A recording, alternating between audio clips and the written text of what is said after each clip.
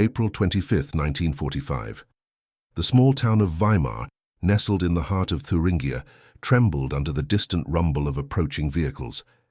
In a cramped cellar beneath a half-collapsed apartment building, 32-year-old Margarete Hoffmann clutched her 4-year-old daughter Anna closer to her chest, feeling the child's feverish skin burning through her thin cotton dress.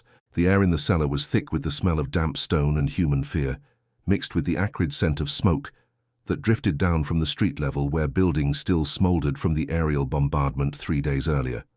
The women huddled in that underground sanctuary believed they knew exactly what was coming for them, and every whispered conversation over the past weeks had painted the same terrifying picture. They had rehearsed their fears so many times that the scenarios felt like inevitable prophecies rather than mere possibilities. Each rumble of heavy machinery above their heads sent fresh waves of panic through the cramped space, causing some women to sob quietly, while others gripped their children tighter and prayed to a God they were no longer certain was listening. Before we dive into this story, make sure to subscribe to the channel and tell me in the comments where you're watching from. It really helps support the channel. What none of these women could possibly imagine was that their most fundamental assumptions about humanity, carefully cultivated through years of relentless messaging, would shatter completely within the next 72 hours, replaced by a truth so unexpected it would reshape everything they thought they understood about the world beyond their borders. Margarete had not always been a frightened woman hiding in cellars. 3 years earlier, she had been the wife of Klaus Hoffmann, a postal clerk who had been conscripted into the German armed forces in the spring of 1942. Their life in Weimar had been modest but comfortable. A small apartment near the Goethe House, weekend walks in the park an der Ilm, and the quiet routines of provincial German life. She remembered those days with a clarity that seemed almost painful now, memories of normalcy that felt like they belonged to a completely different lifetime. Klaus had written letters every few weeks from the Eastern Front, careful letters that said little about what he was experiencing, but spoke longingly of home, of Anna's first words, of the chestnut trees he missed seeing bloom each spring. He had written about small things, mundane details that took on enormous significance, precisely because they represented the ordinary life he hoped to return to someday. The smell of fresh bread from the bakery on their street, the sound of church bells on Sunday morning, the way the late afternoon sun slanted through their bedroom window. These fragments of remembered normalcy became precious beyond measure as the conflict dragged on, and those simple pleasures became increasingly distant memories. The last letter had arrived in November of 1944. After that, silence. Margarete told herself that the postal system had simply broken down, that Klaus was in a hospital somewhere recovering from minor wounds, that any day now she would hear his voice calling up from the street below. But as winter settled over Thuringia and the sounds of distant artillery grew steadily closer, she began to understand that Klaus was not coming home, and that the world he had left behind was about to change in ways she could not yet comprehend. The propaganda had been unrelenting. Every newspaper, every radio broadcast, every whispered conversation among the women at the market had carried the same warnings. The enemy forces approaching from the west were not soldiers in any traditional sense. They were described as something far more dangerous, particularly the colonial troops from Africa and America. The messaging had been specific and terrifying, designed to exploit every racial prejudice and cultural fear that existed in German society. These soldiers, the women were told, would show no mercy, no civilization, no restraint. Women would be targets of unspeakable violence. Children would be torn from their mothers' arms. The cultured life of German towns would be destroyed by forces incapable of understanding or respecting European civilization. The propaganda painted vivid pictures of what occupation would mean, scenarios so horrifying that many women had made plans to take their own lives and their children's lives, rather than face what they believed was inevitable. Some had already acted on those plans in towns further west as American forces approached. Margarete had heard the stories whispered in the cellar, tales of mothers who had chosen what they saw as a merciful death over the fate they had been taught to expect. The stories circulated like toxic folklore, reinforcing the fear that had been so carefully cultivated over years of relentless messaging. Margarete had tried not to believe it entirely. She had been educated at a girls' gymnasium, had read Goethe and Schiller, had been taught to think critically. But when your husband has not written in 5 months, when your food rations have shrunk to near starvation levels, when the buildings around you bear the scars of aerial bombardment, critical thinking becomes a luxury you can barely afford. Fear fills the space where certainty used to live. And so she had believed enough to be terrified. Anna had fallen ill 3 days before the American forces entered Weimar. It had started as a simple cold, the kind of thing that a healthy child would shake off in a week. But Anna was not healthy. None of them were. The rations that had sustained Weimar's population in 1943 had been cut in half by 1944, and cut in half again by the spring of 1945. The systematic malnutrition had weakened everyone, but children and the elderly suffered most acutely. Anna's ribs showed through her skin like the bars of a cage. Her cheeks, once round and pink, had become hollow, giving her face a skull-like quality that terrified Margarete every time she looked at her daughter. When the cold settled into her chest and became something deeper, something that rattled with each labored breath, Margarete had known they were in serious trouble. She had seen this progression before, had watched her younger brother Michael deteriorate in exactly the same way during a harsh winter when she was 12 years old. The memory of Michael's final days haunted her now as she watched Anna struggle for breath, saw the same grey pallor settling over her daughter's skin, heard the same wet crackling sound in her lungs that had preceded Michael's death. The parallel was too exact, too terrifying to ignore, and Margarete understood with awful certainty that without medical intervention, Anna had perhaps 48 hours left to live. The town's hospital had closed 2 weeks earlier. The doctors had either been conscripted or had fled westward ahead of the advancing forces. The pharmacies had no medicine to sell. Margarete had tried every home remedy she knew, every folk cure her mother had taught her. She had begged her neighbors for honey, for herbs, for anything that might help, but Anna's fever had only climbed higher, and her breathing had grown more difficult with each passing hour. By the morning of April 25th, Anna was barely conscious. Her skin had taken on a greyish pallor that Margarete recognized from her own childhood, when her younger brother had died of pneumonia at age 6. She held Anna in the darkness of the cellar and felt the small body burning with fever, and she understood that her daughter was dying. The knowledge sat in her chest like a stone, heavy and cold, despite the spring warmth above ground. The other women in the cellar offered what comfort they could. Frau Weber, who had lost 2 sons on the Eastern Front, brought a damp cloth for Anna's forehead. Frau Schmidt, whose husband had been a schoolteacher before the conflict, sang soft lullabies in the darkness. Frau Neumann, a woman of 60 who had lived through the Great War, held Margarete's hand and said nothing at all because there was nothing to say that would make any difference. They heard the American forces before they saw them. The sound of heavy vehicles moving through the streets above created a steady vibration that shook dust from the cellar ceiling. The women fell silent, pressing back against the stone walls as if they could somehow make themselves disappear into the rock itself. Someone whispered a prayer. Someone else began to weep quietly. Anna stirred in Margarete's arms and whimpered, a weak sound that barely carried across the cramped space. Margarete made a decision in that moment that surprised even herself. Anna was dying. The fever that ravaged her small body would not break on its own. Not without medicine, not without a doctor, not without help. If they stayed in this cellar, Anna would be dead within a day, perhaps within hours. The approaching soldiers might indeed be everything the propaganda had warned about, but certain death in a cellar seemed no better than possible death above ground. And perhaps, she thought with the desperate hope of a mother watching her child slip away, perhaps the propaganda had been wrong. Perhaps there was a chance, however small, that these foreign soldiers might have medics, might have medicine, might have some scrap of humanity that could save one small girl's life. She stood up, Anna limp in her arms, and moved toward the cellar stairs. The other women hissed warnings at her, reached out to pull her back, told her she was mad. Frau Weber grabbed her sleeve and begged her to reconsider. But Margarete shook off their hands and climbed the narrow steps toward the light filtering down from above. Her legs trembled as she walked. partly from fear, partly from the malnutrition that had weakened them all.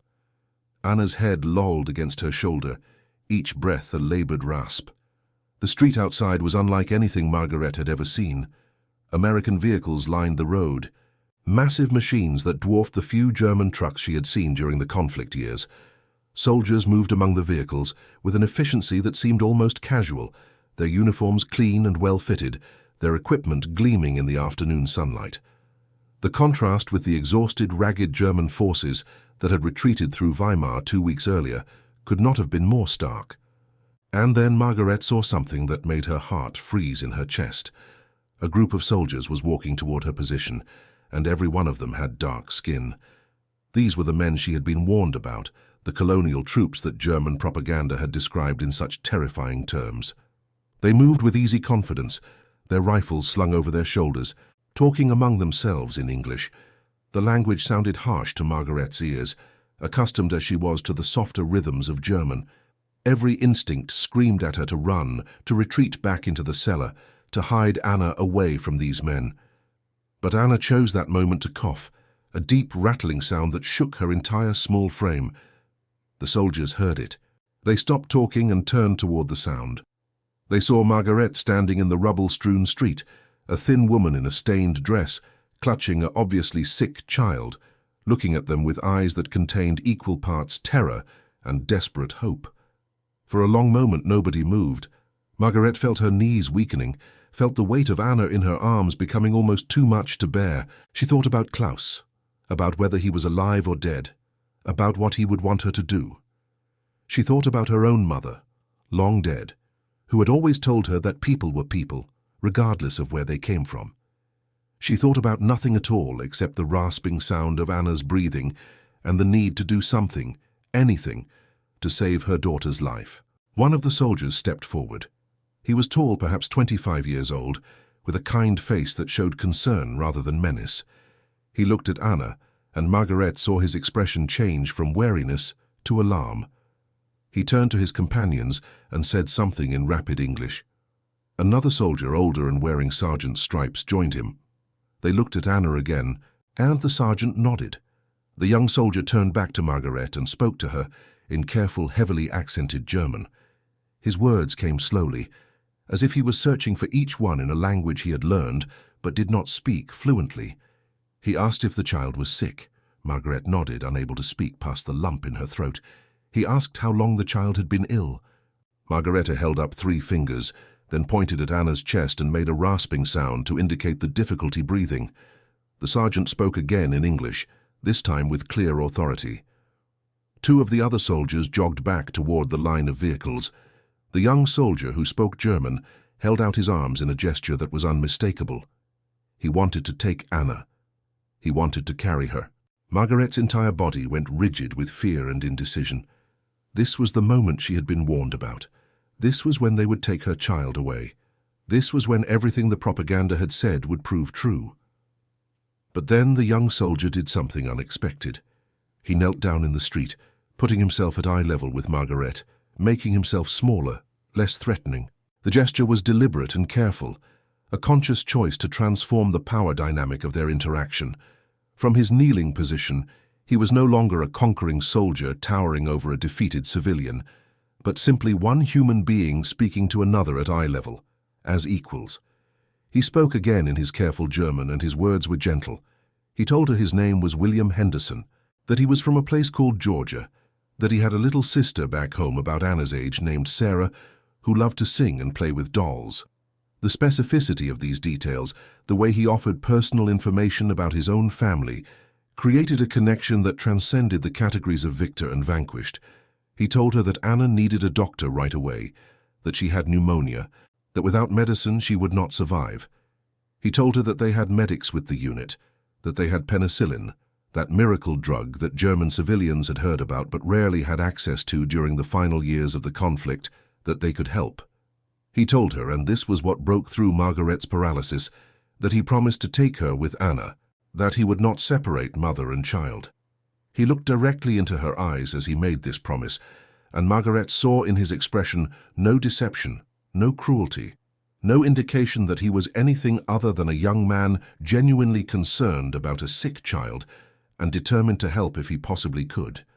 Margaret looked down at Anna's grey face, at the blue tinge around her lips, at the shallow rise and fall of her small chest. She looked at William Henderson, at his open expression, at the concern in his eyes that seemed completely genuine. She made a choice that went against everything she had been told, every warning she had received, every fear that had been carefully cultivated in her mind over the past years.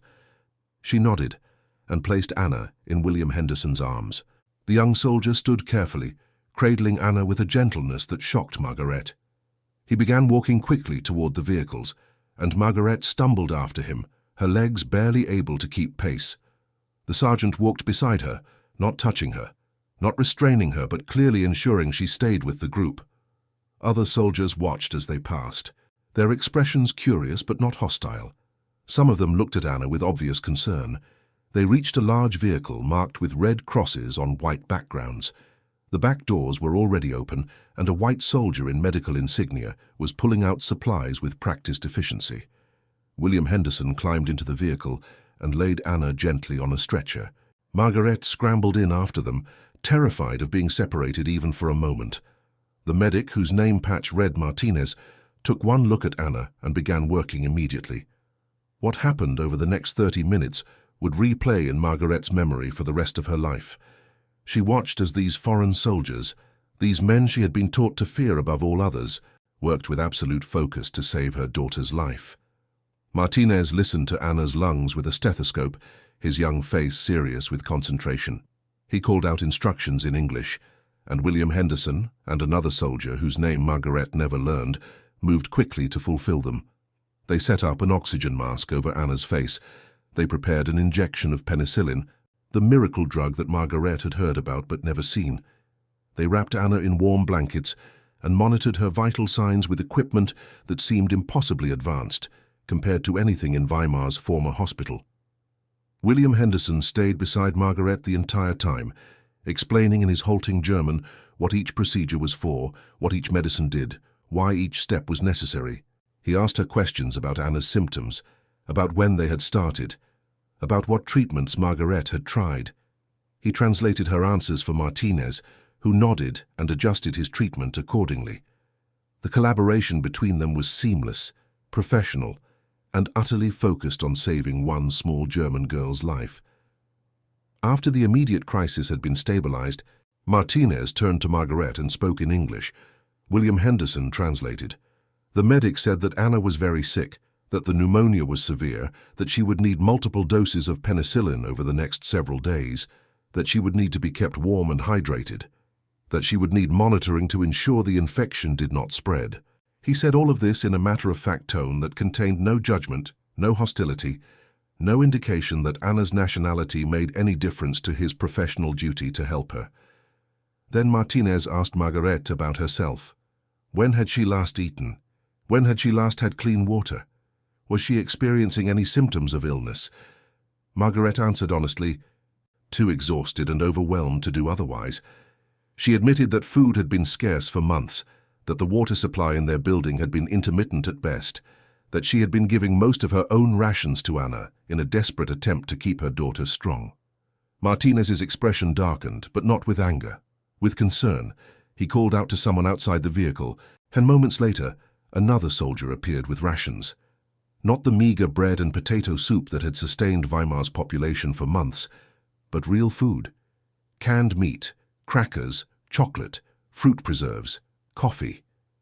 Margaret stared at the array of supplies as if they were treasures beyond measure, which in that moment they were. William Henderson opened a can of peaches and handed it to Margaret with a spoon. The gesture was so simple, so human, so completely at odds with everything she had been taught to expect, that Margaret began to cry. Not the quiet, dignified tears of grief, but great heaving sobs that shook her entire body. William Henderson looked alarmed and asked if she was hurt, if something was wrong. Margaret shook her head and tried to explain in her limited ability to form coherent thoughts that nothing was wrong, that everything was wrong, that her entire understanding of the world had just been turned upside down, and she did not know how to process what was happening. Martinez and William Henderson exchanged glances. Then the medic did something that completed Margaret's psychological transformation. He placed a hand on her shoulder, a gesture of comfort that was entirely appropriate and deeply kind, and spoke to her in English, even though he knew she could not understand the words. The tone alone conveyed everything. "You are safe, your daughter is safe, we are here to help. Whatever you were told about us was wrong."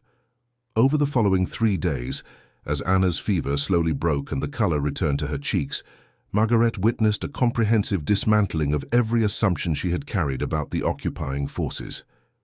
The American unit that had taken control of Weimar established a field hospital in what had been the town's gymnasium. The familiar space where Anna had attended children's gymnastics classes before the conflict now housed rows of cots, medical supplies stacked in organized piles, and a steady stream of German civilians seeking treatment. The medical staff, a mix of white and black soldiers, worked around the clock treating German civilians without any apparent differentiation, based on the patient's former allegiances or the color of the medic's own skin. They treated pneumonia and tuberculosis and malnutrition and infected wounds. They distributed medicine and food and clean water. They vaccinated children against typhoid and diphtheria. They set broken bones and treated burns and addressed infections that had been left to fester for weeks because there had been no medical care available. They did all of this with an efficiency and professionalism that Margaret had been told such forces were incapable of possessing. The contrast between what she had been promised to expect and what she actually witnessed was so stark that it created a kind of cognitive whiplash, leaving her struggling to reconcile her preconceptions with the reality unfolding before her eyes. William Henderson visited Anna every day. He brought small gifts, things that seemed trivial to American soldiers, but were precious beyond measure to German civilians. A stick of chewing gum, a chocolate bar, a small stuffed bear that one of the soldiers had received in a care package from home and donated without hesitation. He sat beside Anna's cot and taught her simple English words: apple, dog, son, friend. Anna, recovering her strength with the resilience of childhood, laughed at his pronunciation of German words and corrected him with the unself-conscious authority of a 4-year-old language teacher. Margaret learned William Henderson's story in fragments over those days. He was 23 years old from a town called Macon in the state of Georgia. His father was a sharecropper, his mother a domestic worker. He had 3 younger siblings. He had been drafted into the military in 1943 and trained as an infantryman. He had landed in France in the autumn of 1944 and fought his way across the continent through winter and spring. He spoke matter-of-factly about the difficulties of serving in a segregated military, about the particular challenges faced by black soldiers, even within the American forces, about the irony of fighting for freedom abroad while his family faced discrimination at home. He said all of this without bitterness, simply a statement of fact, and Margaret understood that this young man possessed a depth of character that had nothing to do with the color of his skin and everything to do with the content of his soul. She also met other members of the unit. Sergeant James Washington, William Henderson's commanding officer, was a man of perhaps 35 who carried himself with quiet authority. He had been a schoolteacher before the conflict, teaching history and English in a segregated school in Alabama. He spoke about his hope that the world after this terrible conflict would be different, would be better, would have learned something from all the destruction and suffering. He did not seem optimistic about that hope, but he held on to it anyway, because what else could one do? Private Robert Lewis was 19 years old and scared of everything. He jumped at loud noises. He had nightmares that made him cry out in his sleep.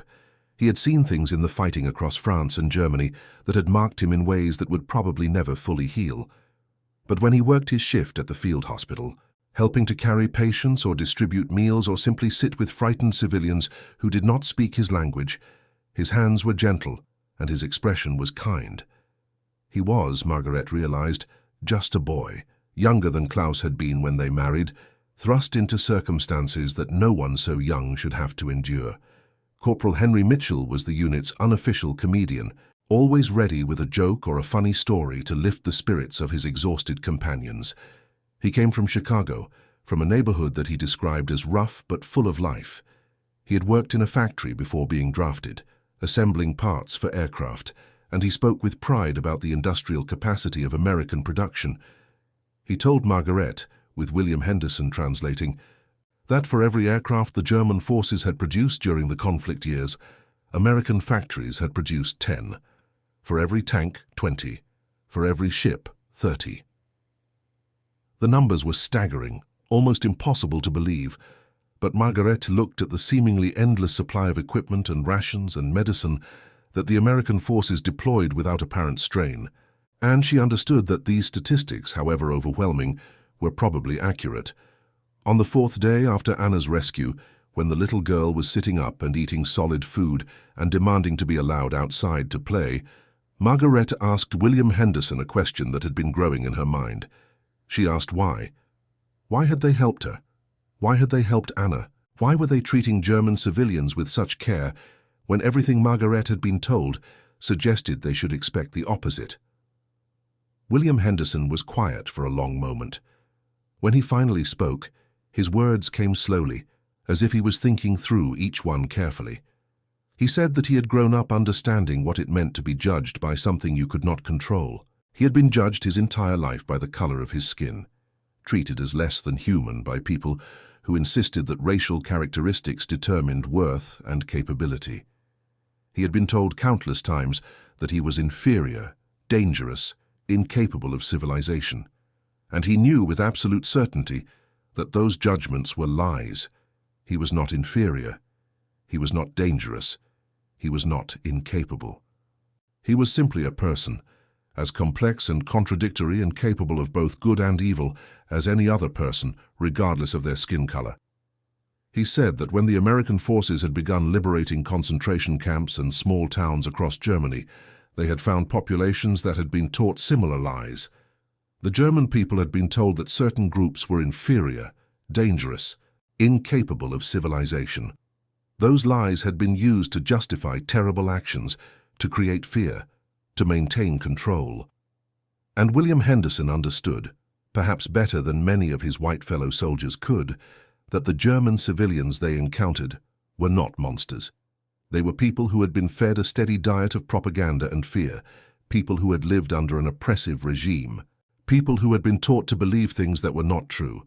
Some had believed enthusiastically, some had believed reluctantly, some had not believed at all, but had been powerless to resist. But fundamentally, they were people. He said that his mother had taught him something when he was very young. She had told him that the way to combat hatred was not with more hatred, but with acts of unexpected kindness. That the way to break through lies was to demonstrate truth through actions, not words. That the way to heal a broken world was one person at a time, one act of decency at a time, one choice to be better than circumstances demanded. He said that when he saw Margaret standing in that ruined street, holding a dying child, looking at him with absolute terror, he had a choice. He could confirm everything she had been taught to fear. He could be the monster the propaganda had warned about. Or he could be something else entirely.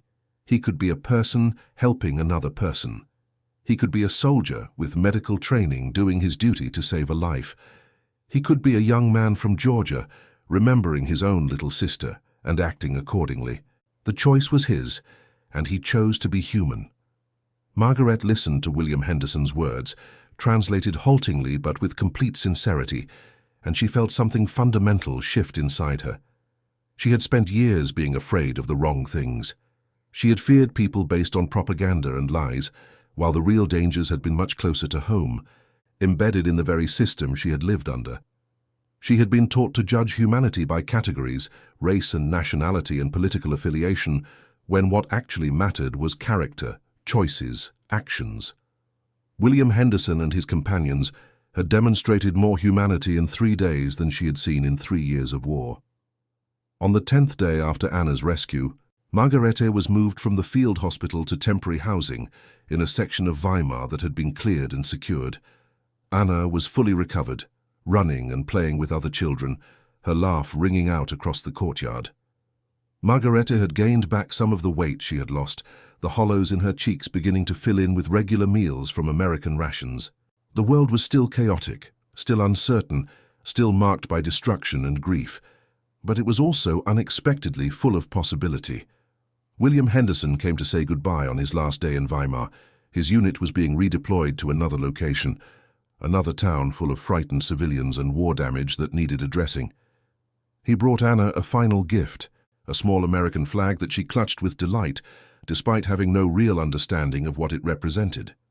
He told Margaret that he hoped she and Anna would be well, would rebuild their lives, would find happiness in whatever came next.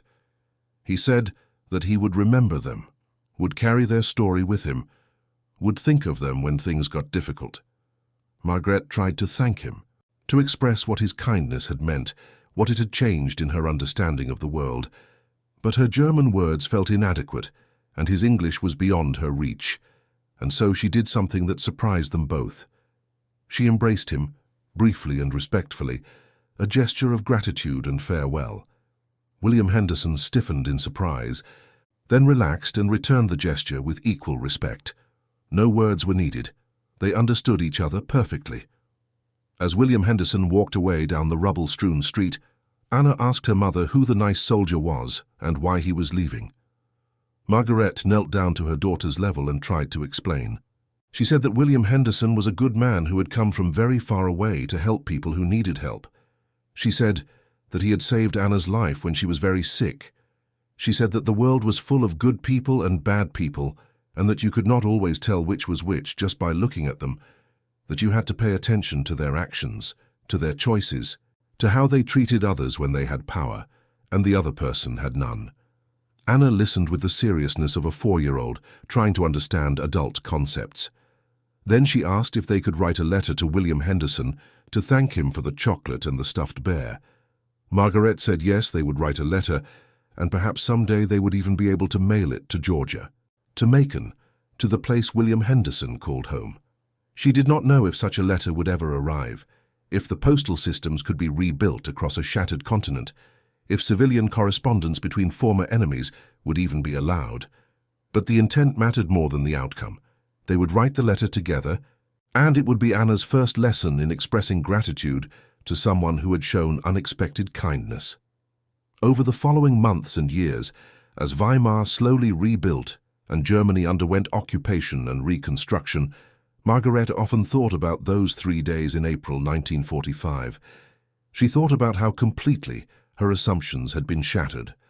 She thought about the propaganda that had filled the airwaves and newspapers for years, all of it designed to create fear and hatred of people who turned out to be simply people.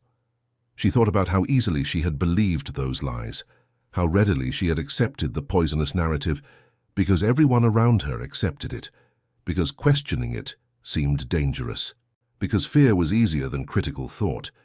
She also thought about the irony of who had ultimately saved her daughter's life, not the system she had lived under, which had failed to maintain basic medical care for its civilian population, not the ideological purity that propaganda had insisted would make Germany strong, but rather a group of soldiers from across an ocean, including black men who were themselves fighting against prejudice and discrimination in their own country, who had extended humanity and medical care without hesitation to a woman and child who had been designated as enemies.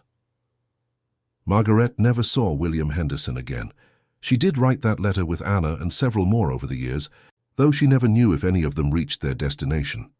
She kept the small stuffed bear that he had given Anna, and when Anna grew older and asked about where it came from, Margaret told her the whole story.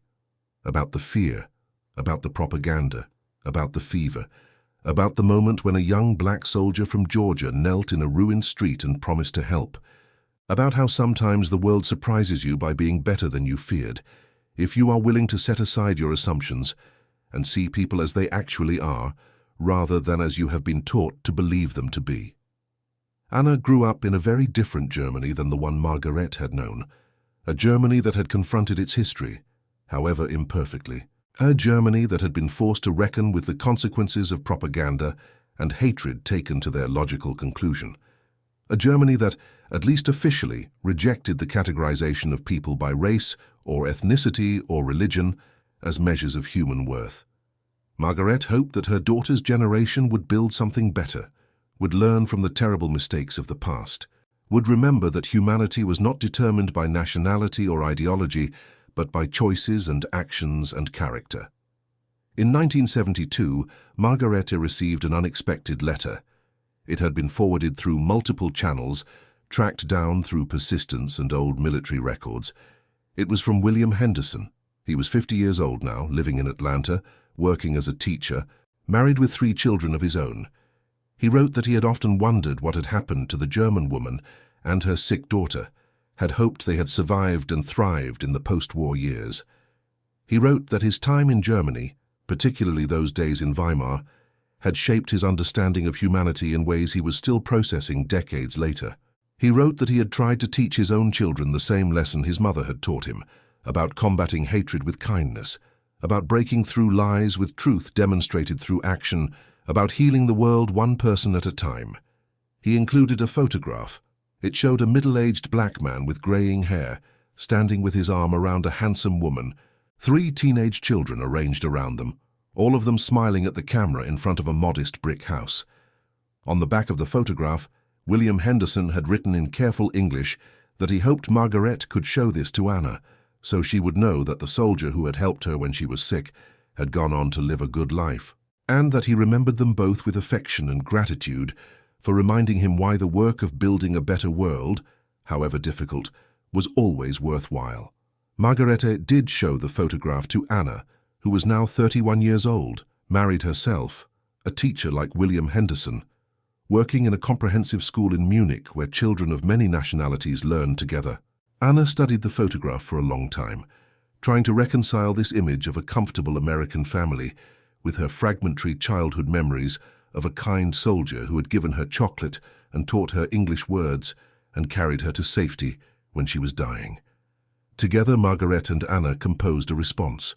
They told William Henderson about their lives, about the Germany they now lived in, about the changes they had witnessed and the challenges that remained.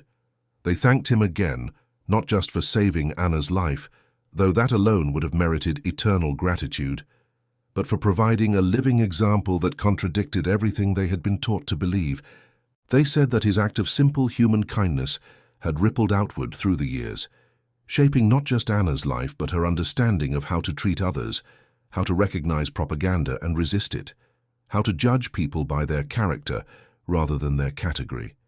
They sent the letter with another photograph, this one showing Margarete at 60 and Anna at 31, standing together in front of the rebuilt Goethe house in Weimar, smiling at the camera.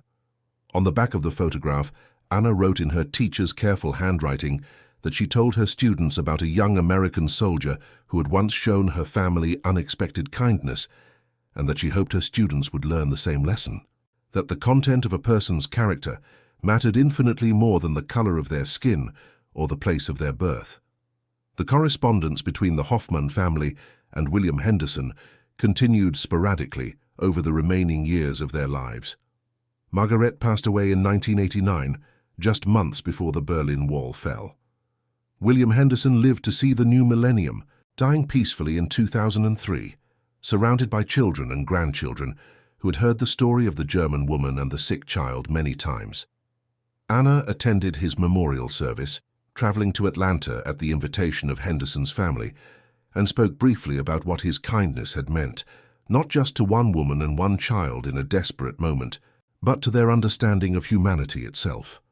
The story of Margarete Hoffmann and William Henderson became one of many such stories, individual moments of humanity amid the chaos and destruction of global conflict. Historians would later document hundreds, thousands of similar encounters, times when soldiers chose compassion over cruelty, when former enemies recognized each other's humanity, when the propaganda that had sustained years of conflict crumbled in the face of direct human interaction. These stories were not the dominant narrative of the conflict, which focused understandably on the massive scale of destruction and suffering and the eventual military outcome. They did not make the history textbooks or the documentary films in the same way that major battles and strategic decisions did, but they mattered nonetheless because they demonstrated that even in the darkest times, even when every institutional force pushed toward dehumanization and hatred, individual people could still choose something different. They could choose to see the person in front of them, rather than the category that person supposedly represented. The post-war integration of American military forces, officially ordered in 1948 but not fully implemented for many years after, was driven in part by the experiences of black soldiers like William Henderson, who had served with distinction despite facing discrimination from their own country. Their service had demonstrated unequivocally that racial prejudice had no basis in reality.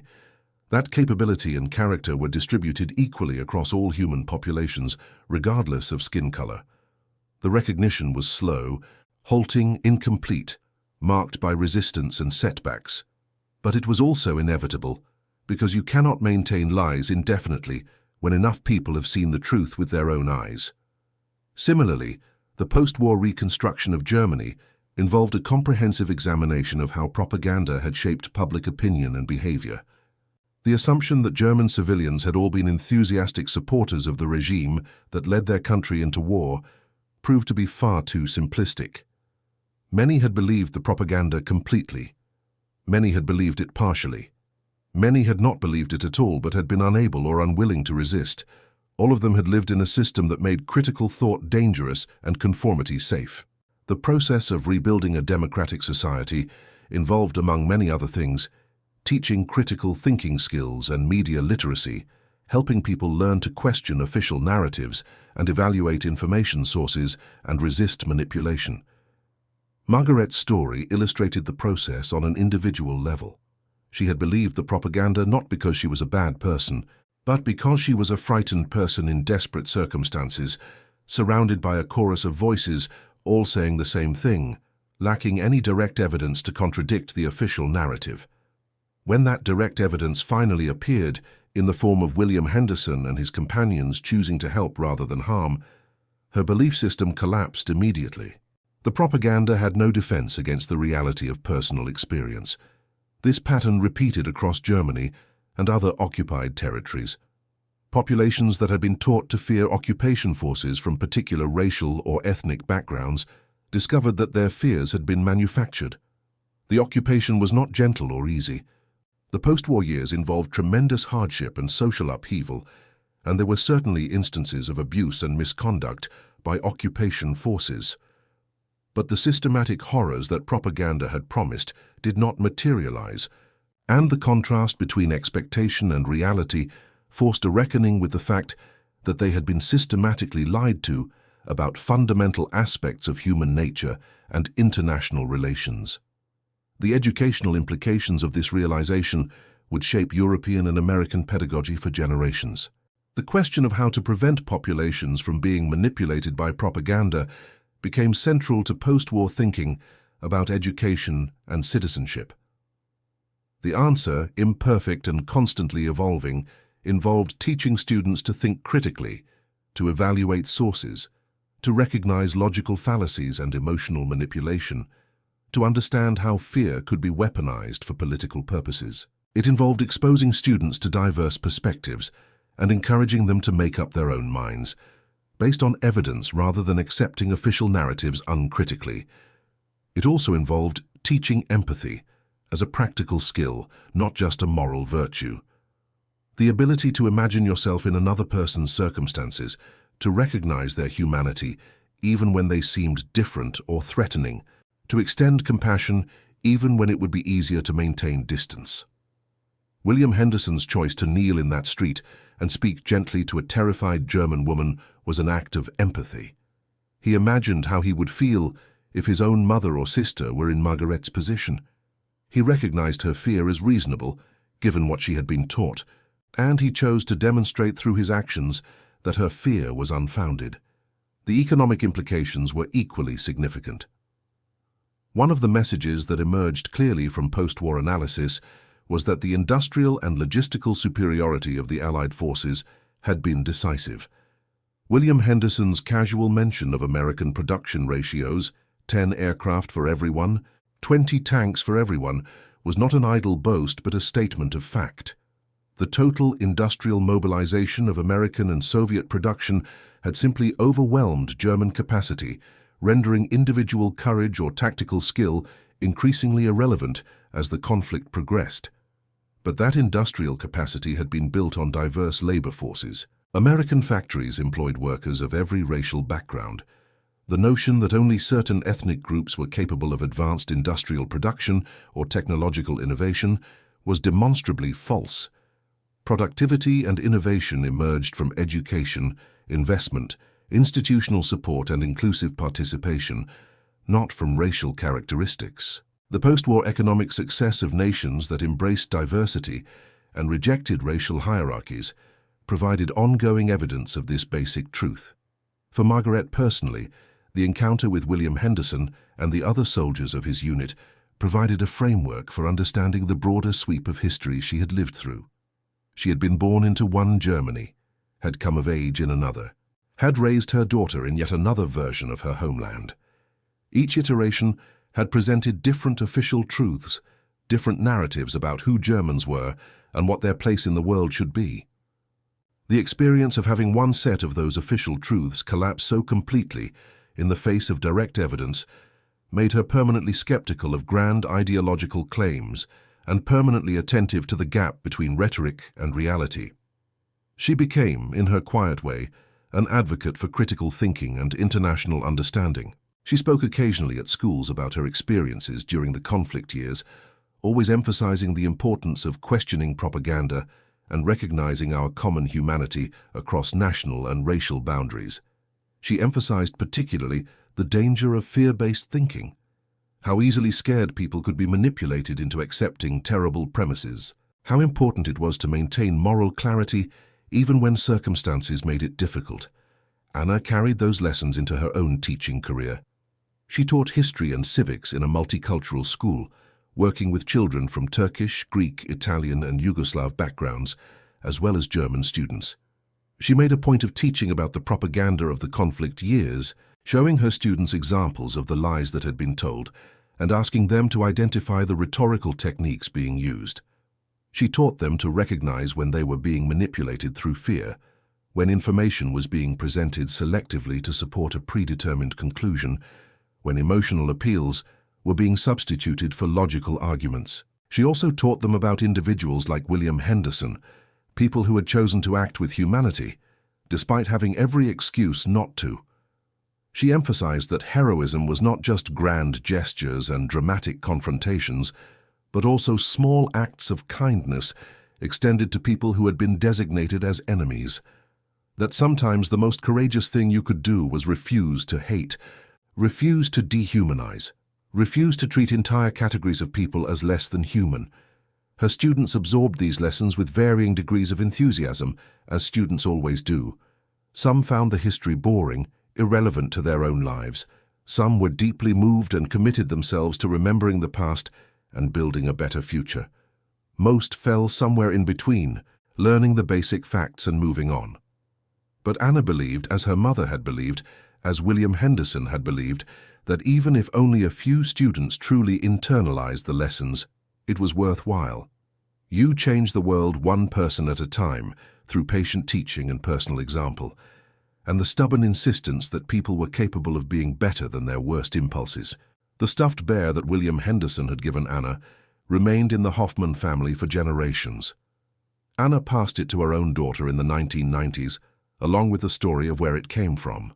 Her daughter, Margaret's granddaughter, named after the grandmother she had never met, kept it as a family heirloom and told the story to her own children in turn. By the 21st century, the bear was worn and faded, its fur thin from decades of handling, but it remained a tangible connection to a moment when humanity had triumphed over hatred, when a young soldier from Georgia had extended kindness to a desperate German mother, when the truth of personal experience had shattered the lies of propaganda. The historical significance of the American occupation force's treatment of German civilians, particularly the role of black soldiers in that occupation, has been extensively studied by historians. The initial fear that German civilians felt toward these soldiers was not accidental or organic, but carefully cultivated through years of racist propaganda. The contrast between that propaganda and the actual behavior of occupation forces created a cognitive dissonance that helped undermine the ideological foundations of the regime that had led Germany into war. Black soldiers like William Henderson faced a particular irony during their service.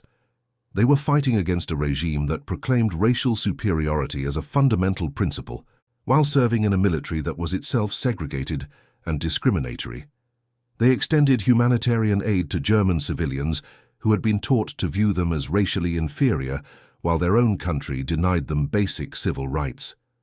The contradiction was not lost on these soldiers, and many of them returned home determined to fight for the freedoms they had defended abroad. The civil rights movement in the United States was shaped significantly by black veterans who had served in the conflict and returned unwilling to accept the second-class citizenship they had left behind. They had proven their courage, capability, and patriotism under the most extreme circumstances. They had liberated concentration camps and occupied cities and rebuilt shattered societies.